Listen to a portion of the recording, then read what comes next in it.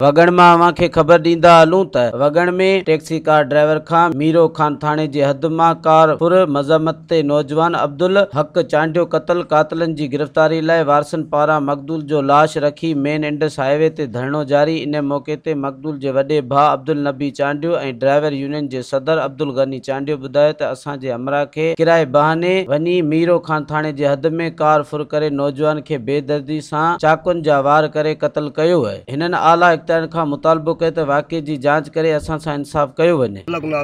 Taxi भाईंदो बचण लाइ रोज़ी पियो करे थो पियो, इहा रोज़ी अस टे नामालूम जेके माण्हू आया हिन खे जो रेस भवे खाने वठण था वई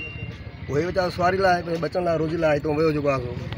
रस्ते में उन्हनि ज़ालिमनि जेको आहे सो रसी विझी कंध में बंदि करे जेको आहे सो उन घोटा बिना अथनि ऐं खंजर हणंदा अथनि। DIG के SP के नवाब साहब पुरान खान के सरदार खान के असांजी मदद कयूं वञनि। असां ग़रीबनि सां ज़ुल्म छो आहे वॾो,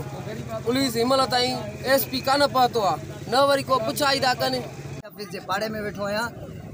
हिकिड़ो कसीस चोर ॿधी था अचनि त SP साहब वञी पुॼे थो, हेॾो शहीद थी वियो आहे, 12 कलाक गुज़री विया आहिनि।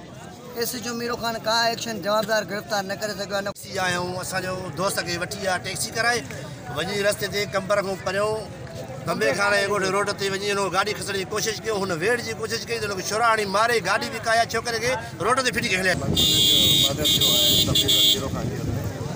मुतालबो त असांजी FIR बि तव्हां ॾिनी आहे, माण्हू अरेस्ट कया FIR जो का माण्हू बि लाज़मी क्राइम थियो आहे, हेॾो सारो मर्डर थियो आहे, माण्हू अरेस्ट कया सॼो ॾींहुं रोज़ी ते बीठा आहिनि, जेके अचनि था को बि पुलिस वारो नथो वेहे ऐं पुलिस उहो का बि कुझु ॻाल्हि कोन्हे, जेकॾहिं उहो उन ते ॻाल्हि ते चढ़नि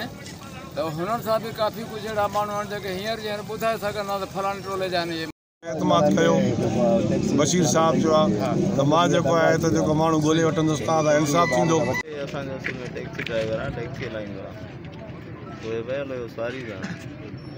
वधीक ख़बर न आहे असांखे। तक़रीबन 2-2.5 कलाक हे निकितो हुयो, 2-2.5 कलाकनि खां फ़ोन आई